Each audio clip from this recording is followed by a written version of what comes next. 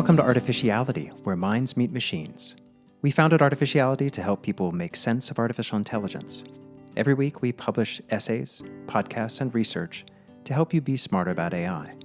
Please check out all of Artificiality at www.artificiality.world. We're excited to welcome Doyne Farmer to the podcast. Doyne is a pioneering complexity scientist and a leading thinker on economic systems, technological change, and the future of society. Doyne is a professor of complex systems at the University of Oxford, an external professor at the Santa Fe Institute, and chief scientist at Macrocosm. Doyne's work spans an extraordinary range of topics, from agent-based modeling of financial markets to exploring how innovation shapes the long-term trajectory of human progress. At the heart of Doyne's thinking is a focus on prediction, not in the narrow sense of forecasting next week's market trends, but in understanding the deep, generative forces that shape the evolution of technology and society. His new book, Making Sense of Chaos, A Better Economics for a Better World, is a reflection on the limitations of traditional economics and a call to embrace the tools of complexity science. In it, Doyne argues that today's economic models often fall short because they assume simplicity where there is none. What's especially compelling about Doyne's perspective is how he uses complexity science to challenge conventional economic assumptions. While traditional economics often treats markets as rational and efficient, Doyne reveals the messy, adaptive, and unpredictable nature of real-world economies. His ideas offer a powerful framework for rethinking how we approach systemic risk, innovation policy, and the role of AI-driven technologies in shaping our future. We believe Doyne's ideas are essential for anyone trying to understand the uncertainties we face today.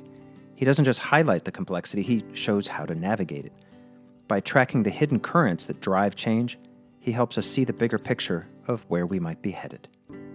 We hope you enjoy our conversation with Doyne Farmer.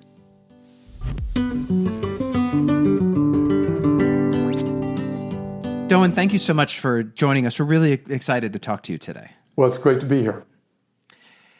Would love to know from you what inspired you to write this book. Well, it's a good question. I'm not quite sure.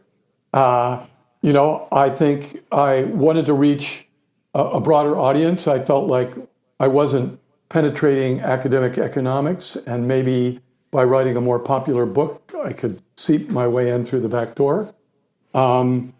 I think as I wrote it, I realized it was an interesting reflection on what I'd been doing in my life, and that my viewpoint about why complexity economics is worthwhile and so on. I was a bit surprised actually how much I learned in writing the book. And it took me a long time, but that's mainly because I'm busy doing research and didn't have time to really, sit down and focus on it as much as I would like. So you talk about having to reach the academic economists. Help our listeners understand why that's challenging, what the gap is there, what's the difference that you're trying to affect or change you're trying to affect. Yeah. Well, I can describe how they do things in a minute, but it's totally different than the way we do things.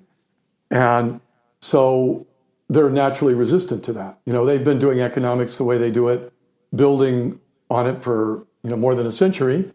So why should they suddenly teleport to another location and do something completely different? And so there's natural resistance. And I think that's some of it might be that that's the way they learn to do things. Some of it might be fear that if it worked out, it's not to their advantage. It would destroy their, or could impinge on their intellectual property. And I think it's just a cultural thing. People don't like, if you're an economist, you don't like a physicist coming along and saying, well, actually, why don't you just try doing things completely differently than the way you do it? Human nature. There's many different ways to sort of attack this next part of the discussion. But I heard you describe, I think it was on Sean Carroll's Mindscape, that the difference, and it was a really nice metaphor about the difference between complexity economics or complexity and standard economics but you use the metaphor of a pole balancing on your hand. And I thought that was a really nice way of approaching this with a sense of what it is about complexity that's different than, say, the standard model of economics and the standard approach to economics, with this greater sense of dynamism. But the way you described the role of the economist in that, I thought was a fascinating metaphor. Yeah, we're sort of jumping into the middle of things, if I talk about that now. But in that metaphor, I mean, standard macro models used in economics to, predict GDP and how we should adjust interest rates and that kind of thing, have to assume that everything, that all the dynamics, if those models left to their own devices, the economy will just come to rest and not change anymore.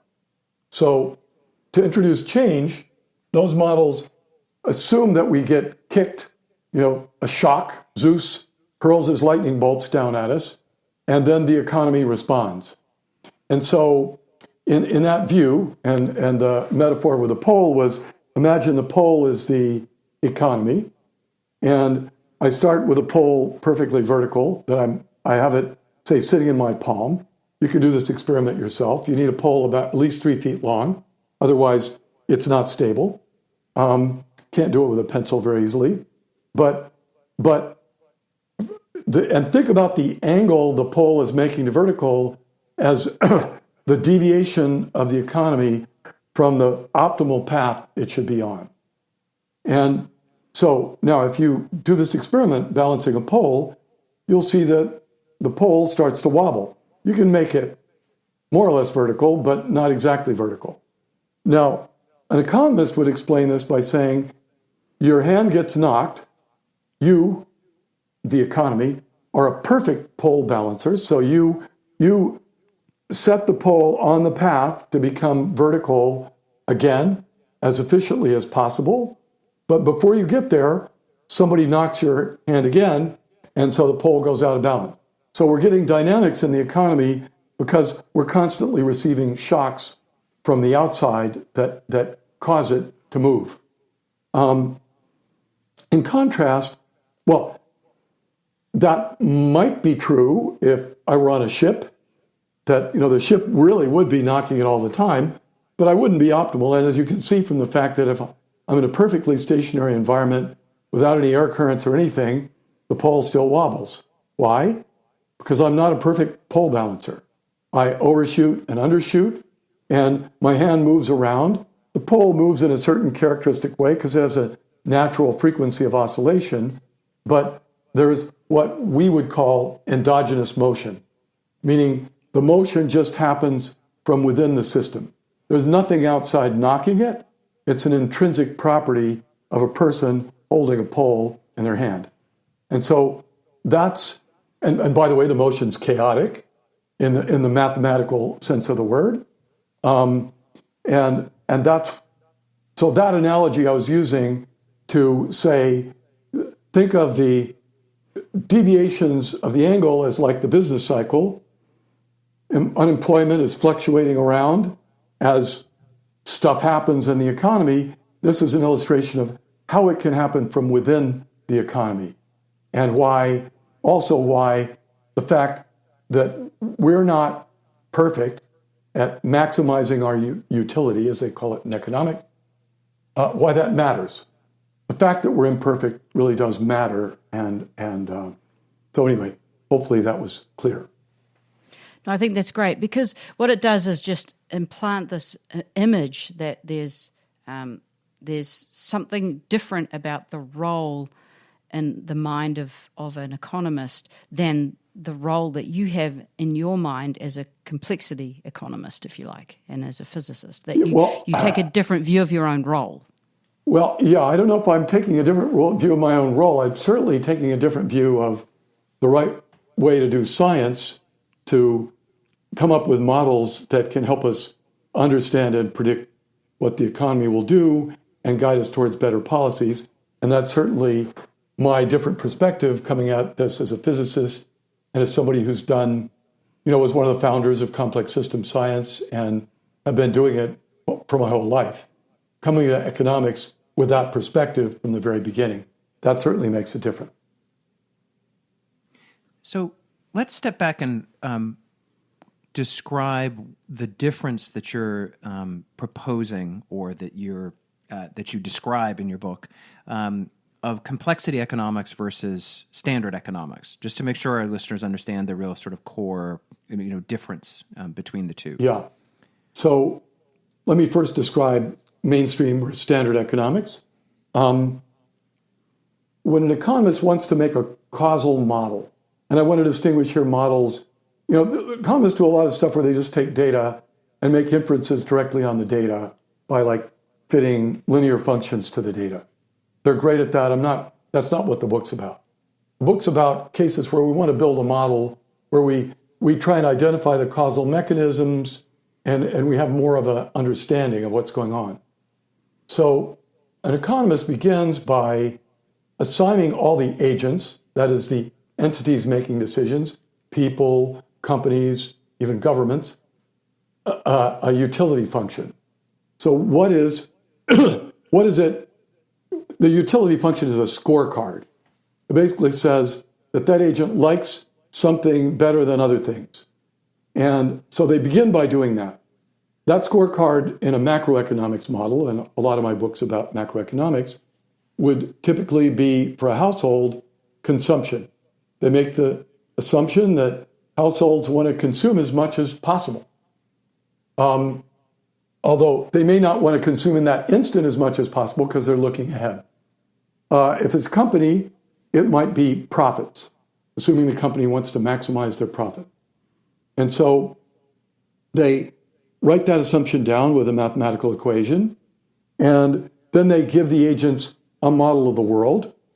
In the standard models, it's called rational expectations, meaning they assume the agent can really take all the information and find the best solution. So then they assume that the agent will make the decision that maximizes their utility, meaning makes their utility as large as it possibly can be, taking into account the fact that all the other agents in the economy are also trying to maximize their utility. So they write that down in equations too, and then they usually put in a third assumption that supply equals demand, and then they solve the equations for the decisions each agent will make. And then they compute the economic consequences of those decisions, and that's the model, all done with equations. Now, what we're doing is radically different in that we say, well, we'll give the agents some way to make decisions. It could be rules of thumb. It could be we give them a learning algorithm like an artificial neural net or some other kind of way to learn. So we give them that and a goal. We have to give them a goal and a way to learn to achieve the goal, but we don't assume they're perfect at achieving that goal. We assume they're doing the best they can with whatever decision rule we've given them. And then we give them some information about that they need to make their decisions. And they make their decisions, and the economy responds. And that generates new information. There may also be other information coming in from outside. And then they make another decision. And they just go around and around that loop. Now, so that might lead them to an equilibrium like the one I mentioned in standard models where things just settle down, or it might not. It might lead them to endogenous motion like the pole balancing experiment you mentioned earlier. And so it's a totally different way of doing things. And I should have stressed, we're simulating the economy when we do that. We're generally not just solving equations. We may have some equations embedded in our simulation, but we just at each moment in time, we take each bit of the economy and we use a computer program to make a kind of digital twin for how that part of the economy operates. And we just run the computer. So it's really different. And that's part of why we get resistance to doing it that way. And I'm taking it works better. Well, I'm trying to be, very measured here and not antagonize my economics colleagues and friends. In some situations, it does work better. In other situations, it may not. We haven't done, head-to-head comparisons. There's a long array of problems to be solved in economics, and we are very far from having a good benchmarked scorecard for how complexity economics does versus how mainstream economic models do. But I do go over a few examples in the book where complexity economics models did better. And in some cases, even in making real-time predictions, like I give an example for predicting the effect of COVID on the British economy, where we actually made the predictions before things happened, so nobody can say we, cherry-picked the answer. And I think we understand why we did well in that context. And we're trying to expand that list to make it longer. What are some of the characteristics of problems that complexity economics does better with? Yeah. Well, first of all, problems that are dynamic. And the one reason we picked COVID, actually when the pandemic started and, we all went home, I thought, well, we were all asking, what can we contribute? And we realized this was a perfect opportunity for complexity economics because COVID, we could see, was going to cause a really big shock because people weren't going to be able to go to work. People wouldn't fly on airplanes or go to restaurants, and that would have important effects. And so we thought it's going to be a big effect on the economy. It's going to happen really fast. And so the economy is going to be very far from equilibrium. So that's what we should be good at. And I could go through more about how that model worked if you want, but just back to the questions of what are the characteristics, that's one. Another one is the situation complicated? Why does that matter? Well, the equations that mainstream economists solve, you can't solve them if things start to get too complicated. If you have more than a few agents in your model, the equations just get too difficult to solve. You can have maybe 3 or 4, or maybe even have a distribution of agents like rich and poor. But as the setup gets complicated, you just can't solve the equations because it's too hard to deduce what the optimal decisions for all the agents are, even with big computers, which is also a hint that maybe people can't deduce that. Maybe it's not a good approximation to assume everybody can. But in contrast, in our models, because we just give our agents quick and dirty decision rules, we think like the ones real people use, and we can investigate far more complicated situations. We can have millions of agents, and we have examples where we have millions of agents. So it also means that we can put in more realistic economic structure. We can, if there's 5 different things that are influencing the way something works, we can put all 5 of them in there. So complication works in our favor too. So I'm still building my mental model of sort of the differences and how economics has responded here. And I mean, my formal training was in process engineering, so a lot of control theory and system dynamic modeling, and then a bunch of teaching myself about behavioral economics. They seem like part of this, but not the whole thing, that there's another significant step up to get to the level of agent-based modeling that you're doing, to include much more dynamic feedback loops. You mentioned chaos, so those the tiny differences in initial conditions can make big differences. What other features are you picking up? Are you looking for these qualities of emergence that we look for in complex systems in a way that's kind of different than system dynamic modeling? Yeah. So system dynamic modeling, is something that grew out of the work of Jay Forrester at MIT, and there's a group there run by John Sturman that's still doing that. They're sort of our cousins, if you will. System dynamics models, you write down differential equations. The models are dynamic. There's a kind of protocol for doing it. They're very good at understanding how feedbacks can affect things. It's a more quick and dirty method than using an agent-based model, and it can be a good starting point for a lot of things. But it can be more challenging to put in realism and harsher kinds of nonlinearities and also to calibrate those models to the real world, to adjust their parameters. And so agent-based models are computer simulations that are just more general. They are typically a bit more difficult to put together, but allow us to get more realism. Now, you mentioned,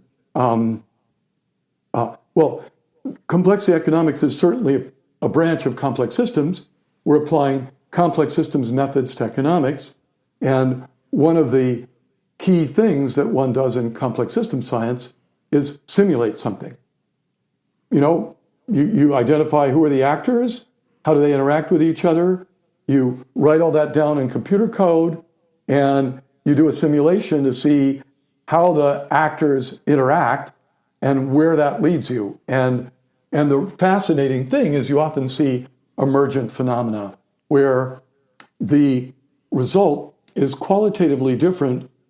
The properties of the result are qualitatively different than the properties of the building blocks of the individual actors that were the basis you built the model from. And the economy is a great example because, if we were all Robinson Crusoes, we would have a far lower standard of living. There would be far fewer of us. The economy is an emergent phenomenon because we specialize in things, and the amplification that gives us in our ability to generate prosperity is enormous. And that goes back to Adam Smith. So it's fascinating. And so complexity economics has an explicit focus on that question. Of course, mainstream economists are fascinated by that too, and they try and build models that do it. We're using the approach to doing it that complex system scientists always start with, which is to do a simulation. And then once you've done the simulation, you might also start trying to come up with a more mathematical theory for what's going on. But the simulation's not always a quick and dirty way, but it's a way to at least start with something that you can be pretty confident you can get an answer with. Now, the other topic you mentioned was behavioral economics. And that's an important thing to weave into this discussion. Economics made a major change in that over the last 20 or 30 years, a mainstream branch of economics has developed called behavioral economics that documents all the ways in which human behavior is not rational and how behavior influences economic decision-making. Now, the mainstream has struggled to incorporate that into mathematical models. There are several attempts. None of them are widely used or agreed upon. And I would say that economics is having a hard time integrating what they've learned from behavioral economics with the mathematical models that are used by organizations like central banks and treasury departments. In fact, I'm very familiar with those kind of models, and behavioral economics has not arrived in that domain. We think that complexity economics is a much better vehicle. Why? Because we just can build the behavior into the decision-making of our agents. If it's complicated, well, that's okay. Computer code deals easily with complicated things. So we can really take everything we know about behavior and build it in.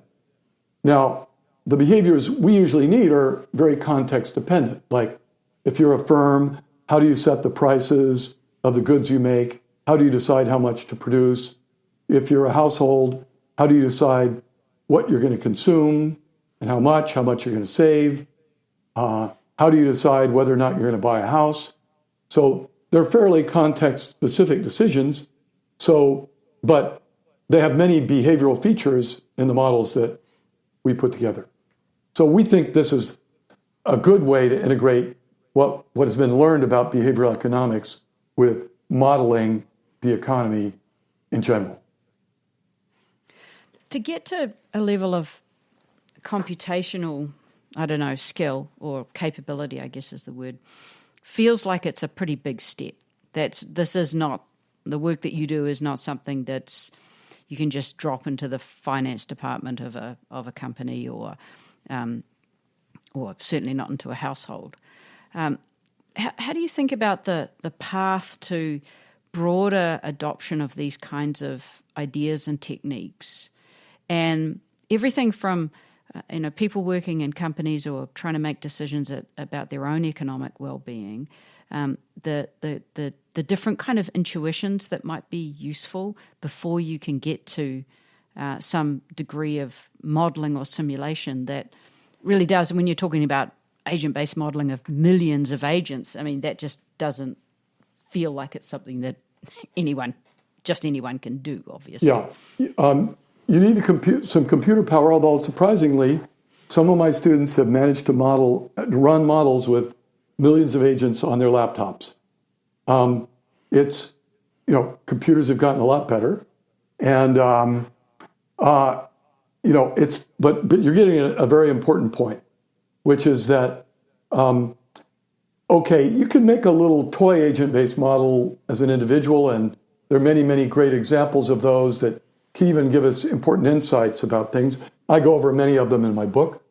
But to really make models that are, doing the practical things that we want to do, and in that they really are making useful predictions about, say, the energy transition or what the economy is going to do next year, you need a lot of knowledge has to be encapsulated.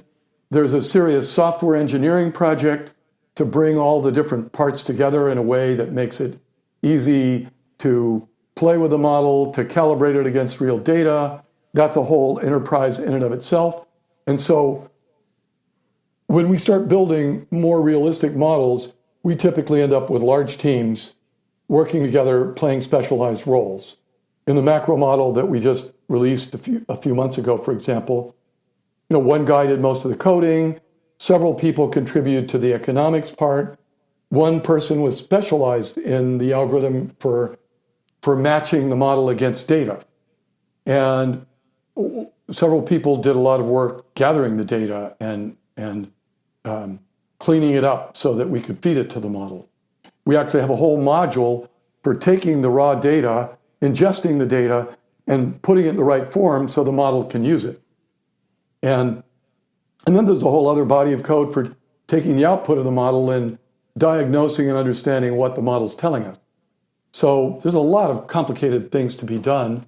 And one of the pitches I'm making in the book is that to really give this a proper chance, we need to do it at sufficient scale to see whether or not it can work. How do you know when you've hit an adequate level of detail for your agents? I'm thinking of, as you say, so much of the activity of any individual or any organization is context dependent, and so you're trying to anticipate the possible context that will affect that agent's behavior. How do you know when you've thought enough about that, when you've considered enough factors, when you've gotten deep enough to have in aggregate something that is useful as a prediction? Yeah.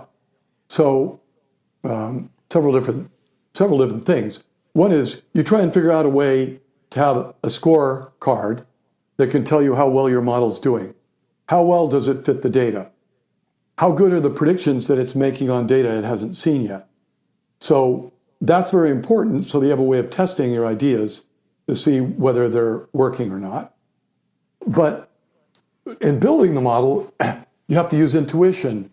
As people often attribute this to Einstein, although I gathered in my reading that he probably wasn't the first one to say it.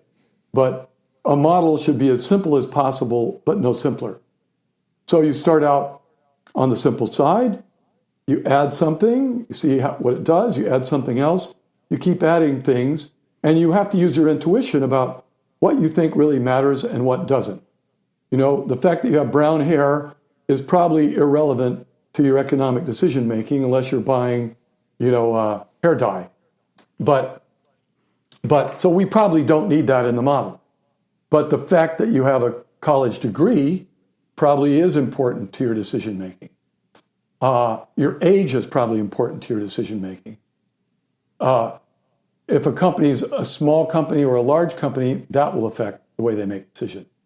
So you have to put in what you need to get the essential things in there, and let a lot of things just not worry about them. Or the key to being a good scientist here is really to have enough intuition to say, well, I think this probably matters, and that probably doesn't matter as much. There's a significant part of the book devoted to the energy transition and forecasts of technology, particularly around renewables, but also, what it had us thinking about technology forecasting more broadly. It'd be useful to spend a little bit of a moment talking about the energy transition and how this is, and your views on how this all fits into how critical it is to understand the investment profile and the investment signals and what people are actually doing on the ground with the energy transition versus what sort of centralized forecasters might be thinking. Yeah. So the energy transition is probably the most important, the toughest problem we face right now. Although, I think a lot of good things are happening that make it not as hard as it might have been. I think actually solving land use is harder, but energy causes 75% of greenhouse emissions. So we really need to solve it, and quickly. And now we've done two types of work in this domain.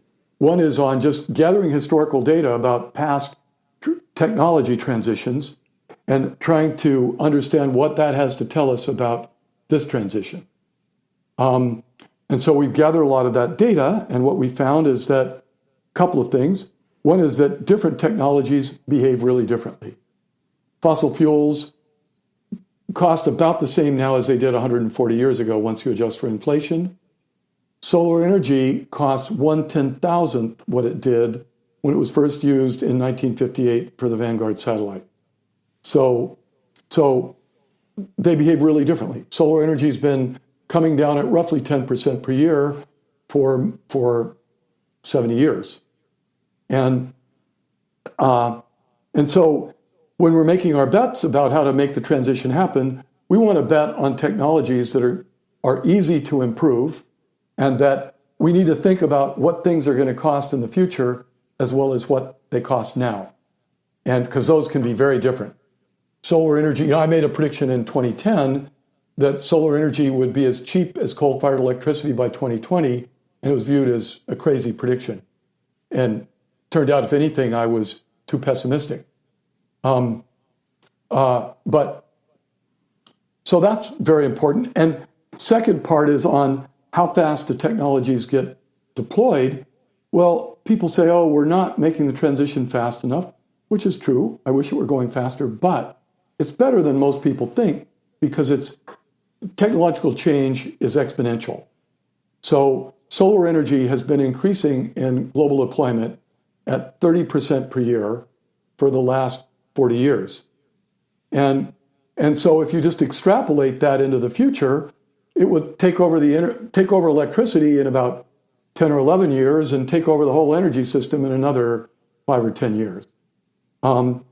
So we really need to think exponentially. The amount invested is also going up exponentially. So when people say, oh, we don't have enough investment, well, they're not quite thinking about the problem in the right way. And our extrapolations, no, solar energy can't keep going up exponentially forever. It's going to start to plateau out, maybe even start soon, but it's very likely to continue changing quite quickly. And, it's only at 2% of global energy supply, but 2/3 of energy investment is now in renewables. So that's telling you that the winds of change are really there. And so I'm somewhat optimistic that the energy sector, that within 20 years or so, will get rid of most fossil fuels and get rid of about 75% of emissions, which puts us on track for probably 2 degrees, depending on what we do with land use and how quickly we can solve that part. Can you talk a little bit about what you think the traditional economic forecasts have missed in terms of projections of solar energy deployment over the years? Yeah, and maybe I can also say a little bit about why I think they missed. Mainstream economic models, called integrated assessment models, are designed to answer this question. Suppose there were a global benevolent dictator, a social planner, as the euphemism used, and that social planner is given the task, we all agree on a temperature target, like 2.5 degrees, then those models are designed to find the least cost way to get to that target. And now, that has some problems because they compute the optimal. Remember, these models always involve optimizing utility, so that's what they do. They find the optimal path. Now, the problem is we don't have that planner, and we don't follow the optimal path. So if you go back and ask them, well, why did your model make a bad prediction? They can say, well, we didn't follow the optimal path. Okay, and we didn't agree, we didn't know what the target was. What was the temperature target? In contrast, so an important thing, it means those models are essentially untestable. And in contrast, we're trying to build simulation models, in addition to the history-based models I mentioned, where we ask a different question. We ask, what's likely to happen, and how can we make it a little better, or maybe a lot better? But we first begin by asking what will happen conditional on the policies that are in place. And we try and put in a lot more realism. We're actually doing this kind of modeling at the level of individual company. And we have the advantage that we have a 25-year data set where we can see the investment decisions each company made over the last 25 years globally. And we can build the model on part of that data and then test it on the rest of the data to see how well it does. So we have an idea of whether it's any good, and therefore, how much should we trust it? And then we can do experiments where we say, well, what happens if this country A, the United States uses this set of policies, and the European Union uses this set of policy,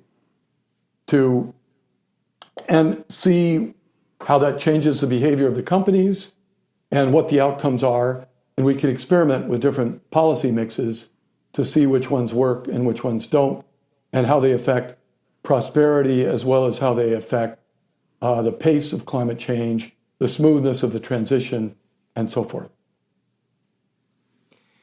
So we talked some number of weeks ago, and the conversation about solar forecasting got me thinking back in my history and digging up a forecast that I made, which was coming close to 20 years ago. For listeners, I spent some time on Wall Street covering the solar industry in its nascent stage, right? And when First Solar and SunPower were just going public. What was interesting is going back and reflecting on that is there were things that there's sort of two different models that people tried, two different methods that people tried to forecast. One was the supply up. How quickly can these companies come online, and how many panels could they produce? It was because it was so the supply was so constrained. That was kind of that era that was sort of holding it back for a shortened period of time. The other side was the demand of how much would people buy, and just to give, what I'm interested in is just sort of to walk through a couple points of complexity that we tried to tackle. We had no idea how to at the time, but we tried. Utility scale, we started to deal with not just, large-scale government, policies, but each individual utility territory. What would they actually want to buy? What would they actually put bids out for? That kind of behavior of an organization was something that we didn't have the capability of forecasting. And then just the data sets in terms of rooftop. We sat there looking at, okay, how many square footage of homes are there and on commercial buildings? And then we got to the point that I could look up square footage of buildings, but I don't know how much square footage of roof space there is, and which is obviously a problem. It's one thing if it's a large warehouse. It's another thing if it's a 50-story, high-rise. There isn't much room for solar there.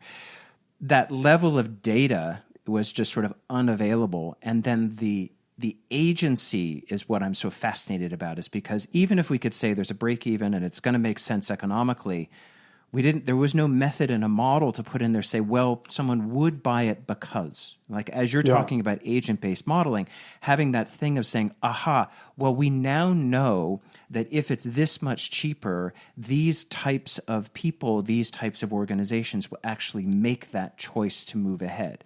And so I wish that I could take some of the methods you're using now and rewind the clock and go back 20 years, because it would have been so much more interesting to try and make that forecast, at that time. Yeah, I think you were anticipating what we're doing now, which is very much in that vein. And, it's a hard problem. We're processing large amounts of data. We have a substantial computer simulation. We spend a lot of time gathering domain knowledge, interrogating people. How do you make decisions? What are the criteria you look at? And then testing it to see whether we can then replicate those decisions that actually did get made historically. So yeah, it's a challenging problem. So I find myself thinking about it again now in today's world, because we're spending time thinking about a transition of increasing use of AI. And thinking about individuals and their adoption, organizations and their adoption, how organizations will think about employment in the face of AI capabilities. And I wonder, just to speculate a bit, how you think about this sort of big open-ended question. We don't have a lot of historical data to look at, to anticipate. There aren't past patterns of, or at least direct patterns of AI adoption and what it means, this kind of AI. How would you think about starting that process now? Well, first of all, I like, part of being a good scientist is to find problems you think you can solve. And so that sounds harder to me, actually, just because there are more intangible factors, subjective things that would have to be understood about people's relationship to the technologies that they use. When we're trying to model the energy system the way I said, we just have to get inside of the head of a corporate person whose goal is to make profits. So we know that much about them. They may not do the best job they could. They may have views that are wrong, but still we at least know what their goal is, and we know that if something gets way cheaper than everything else, they're going to go that direction. AI, we do have some data because we do now have a long history of automation. And one of the lessons learned is that despite many pronouncements that, everybody was going to be put out of work, it always just changed the kind of work so that the sort of work changed, but it didn't drive massive unemployment, as was widely speculated at the beginning. Keynes wrote a famous essay where he was imagining that the machines were all going to provide what we needed, and we just work, a few hours a week and take it easy. Somehow that didn't happen either. But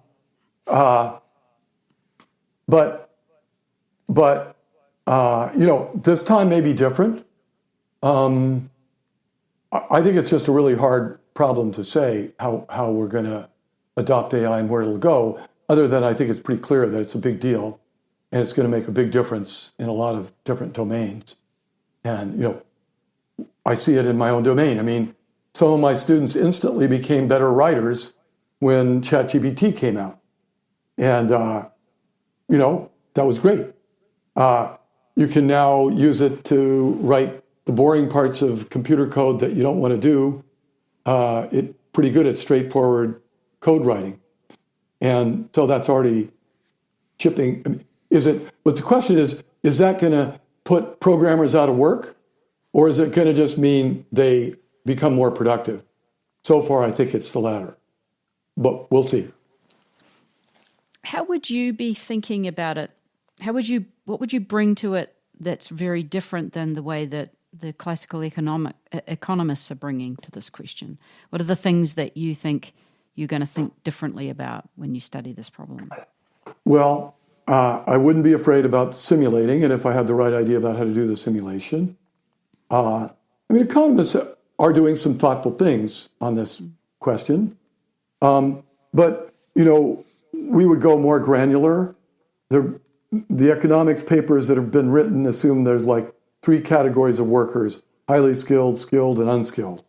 Whereas in the model that we built for the labor transition, we have 450 different occupations, very fine-grained with a whole range of different skills and tasks they perform. And so we then built a simulation that simulates how people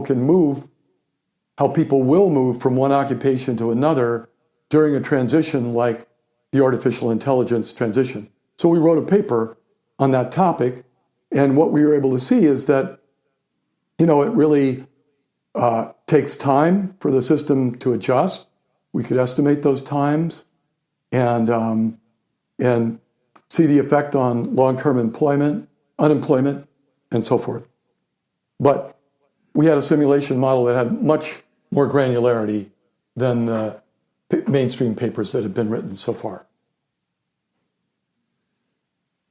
So I find that interesting. You're digging into the skills and tasks. That's sort of it sounds like the Bureau of Labor Statistics data, the ONET model, that kind of source, or is there a different source? We love the Bureau of Labor Statistics. Those guys are heroes.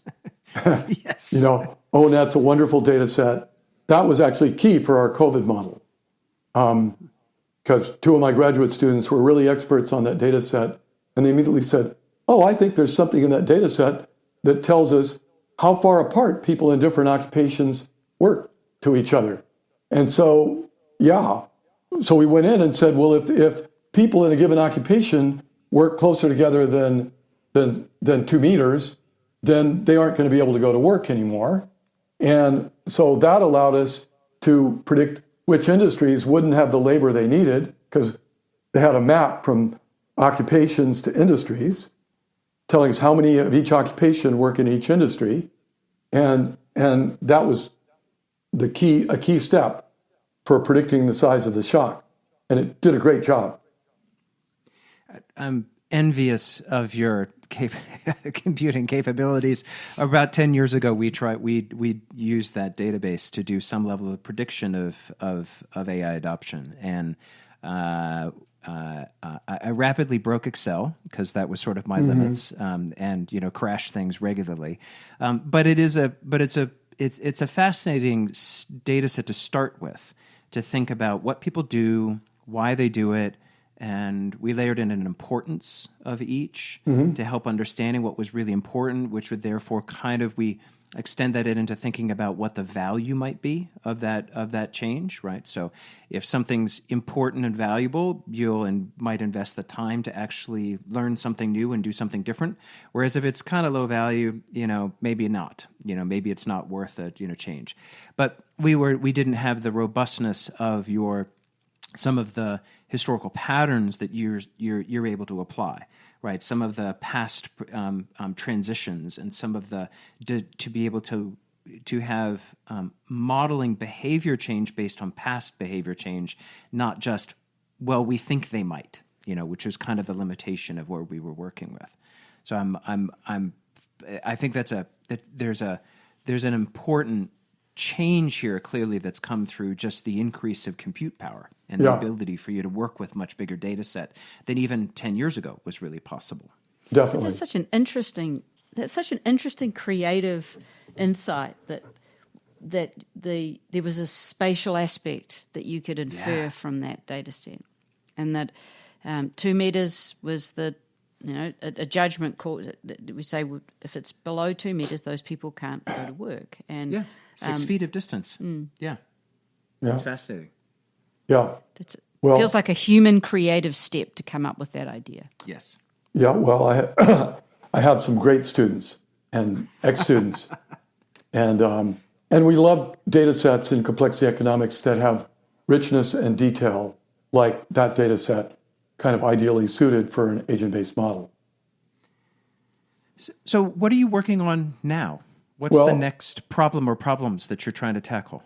Well, the main one we're working on now is climate transition, energy transition. I talked about our energy investment model. We're building a macro model where we try and simulate the behavior of firms and households to understand, business cycles and so forth. I already mentioned the occupational labor model, and then our technological change models. So those are the main things we're working on. I've already managed to get them all into the interview. In terms of technological change and complexity overall, what do you think how do you think people should adopt a different mental model of how these things might work, how innovation might work? I mean, people have got their head around a little bit more exponential growth because, one, technology, but also I think COVID gave everyone a little bit more intuition for exponential growth. But what about some of the other aspects of complexity, which we find quite humbling at times? Things that sort of catch you off guard. But they're often foreseeable with a little bit of a more flexible mind around what complexity actually is and the fact we live in a complex world. Well, I think one of the lessons is that technological performance is often quite forecastable. The solutions that achieve that performance are not. So Moore's law, in 1965, Moore made a prediction, he adjusted a little bit later, and that prediction's held until now. It's quite remarkable. And, basically the prediction was that circuits were going to get denser at a rate of 40% per year, which translated into cost as well, made everything cheaper, faster, and more energy efficient. So that holds for lots of different technologies, but at different rates. So that's a very important lesson. It does mean that we should keep our eye on the things that are improving quickly, because those are the ones that are going to drive economic activity going forward. And the economy tends to reorganize itself around rapidly improving technologies. That's why photography made a transition from chemistry to solid-state physics. Solid-state things improve faster than chemical processes.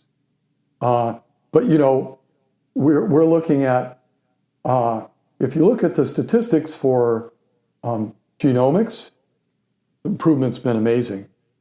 I think we haven't still felt the full impact of molecular biology and where that's going to go.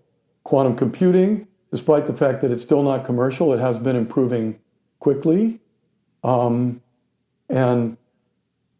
we're fortunate to have energy technologies that maybe aren't improving as quickly as those two, but they are improving, and that's going to save us from really disastrous climate change.